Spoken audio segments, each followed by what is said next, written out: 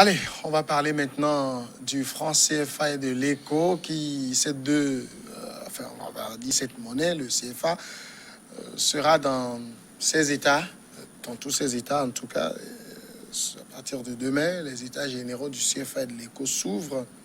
L'initiative de la FASEG, la Faculté des sciences économiques et de gestion de l'Université de Lomé, initiative que pilote surtout le professeur Kako Nouboupo, on le sait, un ardent défenseur de la réforme du CFA.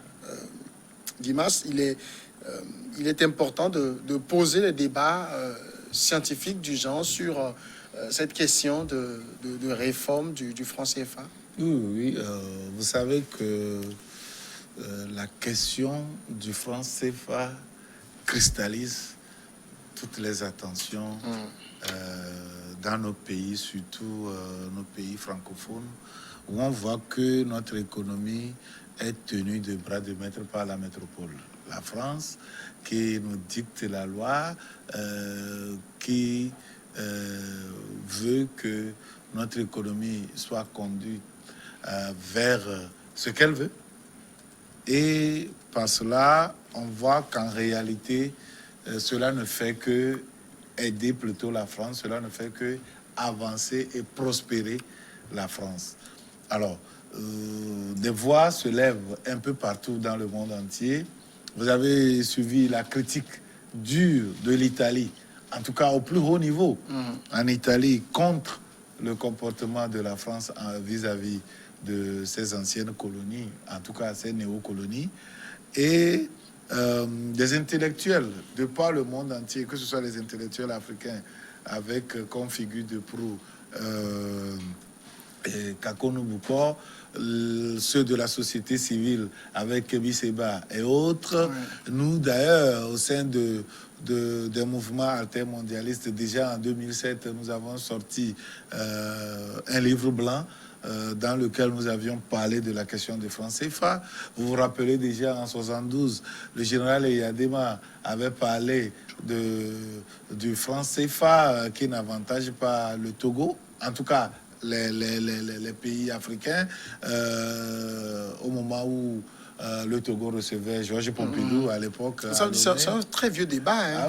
Ah oui, c'est un très très vieux débat. Et vous voyez ce qui s'est passé avec Sékou Touré, avec Modibo Keïta, avec beaucoup. Donc il faut savoir que c'est un très très vieux débat. Mais maintenant ça prend plus d'ampleur. Et il va falloir trouver une porte de sortie. Alors, faut-il rester dans l'émotion? Faut-il aller toujours sur le terrain d'agitation sans avancer des choses intellectuelles? Faut-il donner ses opinions valables sans pouvoir réfléchir? Ah non, il faut devoir réfléchir sur la chose. Et donc, je pense que c'est ça l'objectif de l'initiative prise par le professeur Kako Nouboupo, à qui nous rendons un hommage fort appuyé ici, ensemble avec d'autres intellectuels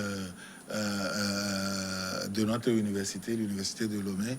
Vous savez, Lomé se fait vraiment honneur d'être l'épicentre de cette voie de proposition. Et on voit tout l'aggiornamento, le brainstorm, la crème grise de l'intelligence africaine se réunit autour de ces intellectuels togolais pour pouvoir sortir des propositions concrètes.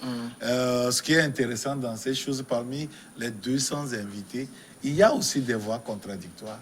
Ceux qui sont les ardents défenseurs de la cause de CFA sont aussi invités, de façon à ce que les deux pierres-là se frottent pour qu'il y ait comme des silex pour faire jaillir la lumière et avoir le feu qui peut faire avancer nos pays. Alors, pasteur, quand vous suivez les annonces, vous dites que bon, ce genre de rencontre peut faire évoluer les débats sur la question. Non, en fait, vous savez, il faut une volonté politique pour pouvoir sortir de cette affaire. Et s'il faut sortir du franc CFA, qu'on sorte et que nous soyons indépendamment, nous sommes économiquement indépendants. C'est-à-dire, la monnaie, c'est ça qui détermine notre existence. Notre existence. Jusque-là, nous estimons quand même qu'avec le franc CFA, dont presque tout est téléguidé, tout est dit de la France, et lui qui en profite vraiment, parce que si tel n'était pas le cas, la France nous aurait dit depuis, ok, allez-y, avoir votre propre monnaie, et le dit librement. Mais jusque-là, on voit quand même que la France est réticente, est toujours réticente à céder. Et l'annonce d'Abidjan avec le président Ouattara prouve combien de fois la France veut avoir toujours sa main, veut avoir toujours gardé sa main dans l'économie, dans la monnaie africaine, et surtout l'ECO, qui était une initiative de la CEDEAO, soit récupérée par Macron. Donc c'est la preuve que la France tire un grand intérêt. Et aujourd'hui, le débat à Lomé, les recommandations vont servir à quoi? Bon, c'est la question. Les recommandations vont servir à quoi? Les recommandations. Est-ce qu'il y a un rapport? Puisque jusque-là, ECO est toujours imaginaire, l'ECO est toujours non, dans les. C'est pas imaginaire. Non, je dis, est-ce qu'on l'a déjà? Est-ce que c'est quelque chose de concret? C'est ce que je dis. Non, je dis, oui. Non, je dis, oui, pour moi, oui, les positions, mais jusque-là, l'ECO l'a pas. Il n'y a aucun rapport aujourd'hui. Il n'y a aucun rapport aujourd'hui entre le CFA et le CFA et l'ECO. Le CFA existe, c'est notre monnaie, c'est ce que nous utilisons. Maintenant, l'ECO est en gestation. L'ECO est en gestation. Maintenant, quel est le processus? Quel est le processus pour arriver à cet ECO? C'est sur ça. Et quel est le processus pour arriver à cet ECO? Est-ce que le sommet, la rencontre de Lomé, va poser les bases, va poser les fondements pour y arriver? C'est la question qu'on se pose. Et maintenant, parce qu'ailleurs, les grands décideurs sont ailleurs. Oui, on va revenir à cet aspect tout à l'heure, mais moi j'ai quand même une question qui me tracasse. C'est un sommet sur le CFA ou sur l'ECO? Les deux. Ou bien c'est bonnet, blanc, blanc, bonnet? Non, c'est pas ça.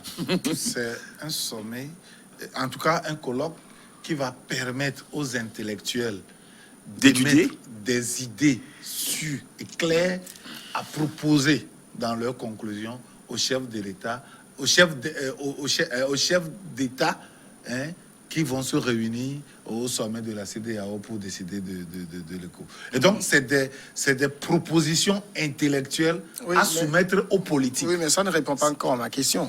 Sommet sur le CFA, ou colloque sur le CFA ou sur l'ECO?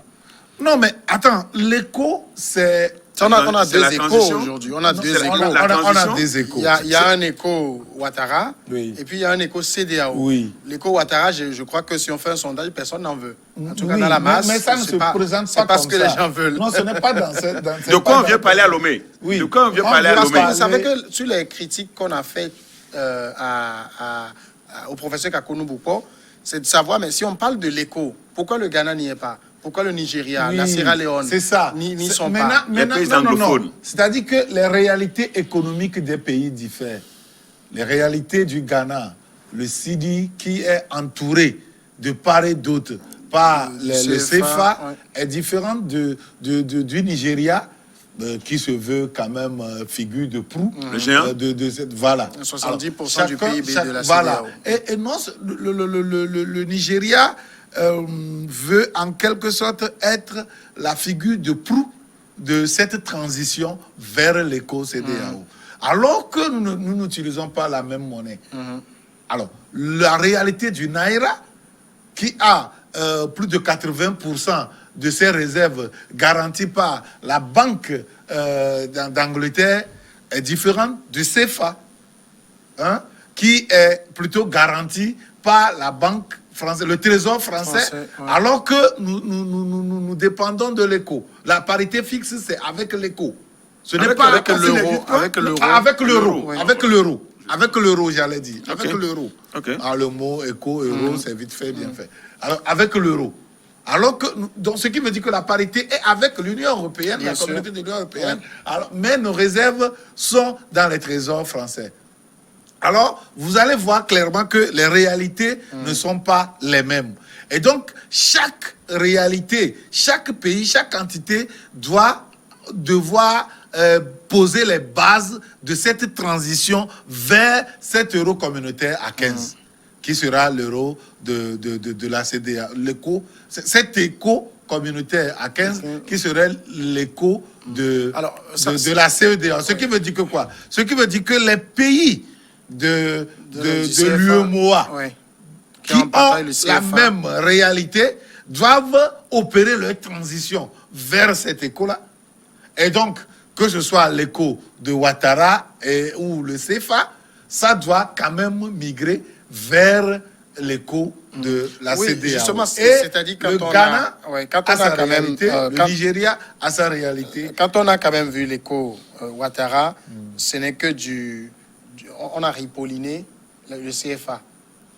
Il n'y a pas grand-chose qui change. Oui. On nous avait même dit en temps qu'il n'y avait aucun expatrié français à la BCEAO, mais finalement on nous dit qu'ils vont partir tout. C'est des positions... On ripolline une monnaie. Oui. Donc cette transition dont vous parlez, elle existe où en fait? Oui, elle va exister, elle va résider dans ce que... Changement de nom simplement. Non. Les gens ne sont pas venus à Lomé pour venir avaler ce que Macron et Ouattara proposent. C'est ça qui fait que le pasteur parle de décideurs. Non, c'est ce que je dis. On va venir à ça tout à l'heure. Oui, c'est ce que je dis. Eux, ils sont venus pour réfléchir sur la chose. Et en réfléchissant, ils vont sortir des conclusions à soumettre aux décideurs. Ouais, justement, ces décideurs-là, pasteur Edo, aujourd'hui on a vu... Les décideurs, c'est les chefs d'État. Ce que Emmanuel Macron et Alassane Ouattara avaient fait. Ouattara quitte Abuja ou Lagos pour Abidjan. Il annonce avec le président français, tiens, on va passer du CFA à l'éco. C'était une récupération. Bref, c'est que cette réforme, en fait, dont on parlait, c'est qu'il y a des gens qui sont les décideurs, c'est eux qui vont décider, ça va changer. Est-ce que vous voyez le lien entre le colloque de Lomé et ces décideurs-là? Non, mais je dis, c'était une récupération malveillante, une récupération gauche. Hein, c'était malveillant. C'était vraiment malveillant. Et vous savez que dans l'UEMOA, le poids économique de l'UEMOA, c'est la Côte d'Ivoire. Cela a rendu furieux. On ne peut pas lui désigner. Cela a rendu furieux les autres chefs d'État, surtout les... Ils l'ont jamais exprimé, en tout cas. En tout cas, le Nigeria l'a exprimé. Le Nigeria l'a exprimé. Je parle des autres chefs d'État de l'UEMOA. Non, de l'UEMOA, c'est le exprimé. franc CFA, c'est la zone CFA. Donc, vous savez, le poids économique que constitue la Côte d'Ivoire.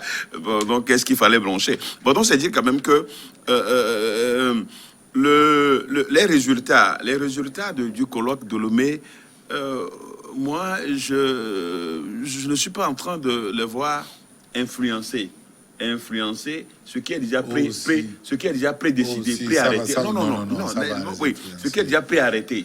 Puisqu'ils ont déjà annoncé, c'est déjà annoncé. Maintenant, quels sont les éléments qu'on met dans cet éco par rapport à sa force par rapport aux autres monnaies? Il faut ça aussi. Est-ce qu'on va avoir le même éco fragile comme le CFA? C'est déjà décidé. Non. Le CFA par rapport aux échanges. Il faut aux échanges et l'arrimage, comment ça va se faire? Flexible. Comment l'arrimage va se faire? C'est ce que prône le Nigeria et le Ghana notamment. C'est ce que, en tout cas, les chefs d'État ont prôné. Vous savez qu'il y a beaucoup d'autres qui trouvent que avoir un régime de change fixe est mieux qu'un régime de change flexible. Bon. Le débat n'est pas tranché sur la question. Le débat n'est pas tranché. Une inflation maîtrisée à 2%, c'est tranché déjà. Les chefs d'État ont décidé de cela déjà. En tout cas, concernant l'éco, c'est déjà décidé. Non, c'est dire que ceux qui, les pourfendeurs du colloque de Lomé, pensent que ce que Kakou Mboko est en train d'organiser ici à Lomé est téléguidé. Serait téléguidé, je sais pas. Non, par qui? Serait téléguidé, je sais pas. Celui qui dit que c'est téléguidé, vous pouvez poser la question par qui? Serait téléguidé. Et on va voir que c'est juste peut-être un trompe-œil ce qui se fait à Lomé. Bon, moi, je ne suis pas économiste, je n'en sais pas grand-chose. Je ne suis qu'un analyste de la société civile. C'est-à-dire qu'aujourd'hui, ce qu'il faut faire, c'est que pendant longtemps, nous avons été sous la servitude monétaire, dont la France a été le métronome. Plus de 75 ans après, c'est ça, non?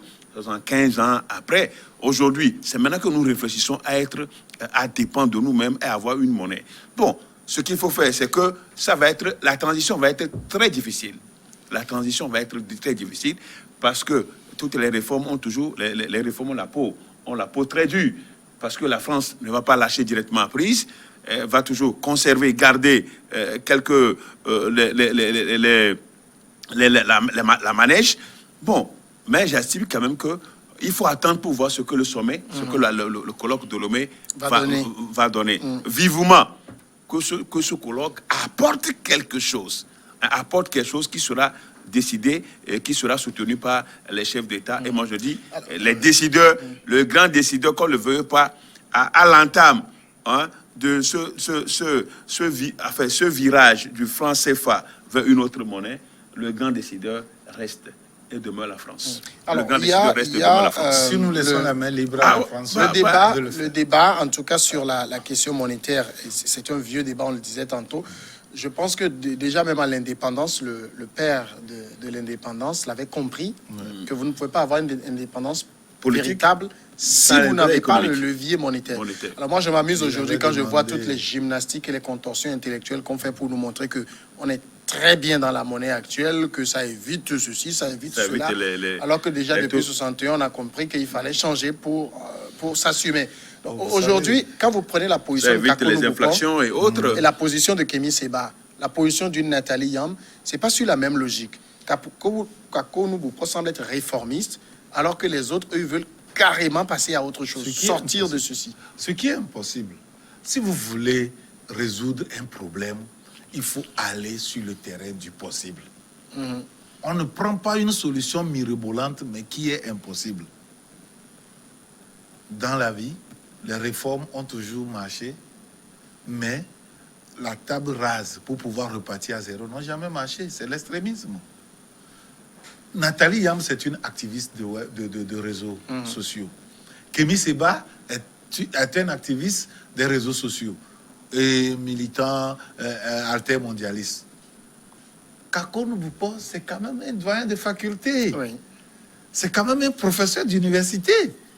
Il doit transmettre l'intelligence, et cette intelligence, la connaissance plutôt, j'allais dire, il doit transmettre la connaissance, et cette connaissance doit relever du possible, de ce qui est faisable. Alors, ce qui arrive à nous les Africains actuellement, c'est que grâce aux réseaux sociaux, tout le monde veut donner son opinion, mais très peu réfléchissent. Nous voulons tous donner nos opinions, mais nous réfléchissons peu. Alors que une bonne opinion ne peut sortir que d'une bonne réflexion, d'un labo d'une bonne réflexion. C'est comme ça. Et l'objectif de ce colloque, c'est d'amener les intellectuels africains à procéder à cet aggiornamento. C'est-à-dire que l'adaptation à notre réalité, c'est comme ça. Et il faut réfléchir sur la question. On ne peut pas toujours rester dans l'émotion. On ne peut pas, depuis que tout le monde conçoit la chose à sa manière, quelle a été l'initiative des intellectuels pour qu'on dise que, en tout cas, lors de telles rencontres, tel nombre d'intellectuels africains, venus de tous les horizons, ont décidé de ceci. Ça n'a jamais existé. Tout le monde est resté dans l'émotion. Tout le monde est resté dans son point de vue personnel. Alors, le moi est haïssable.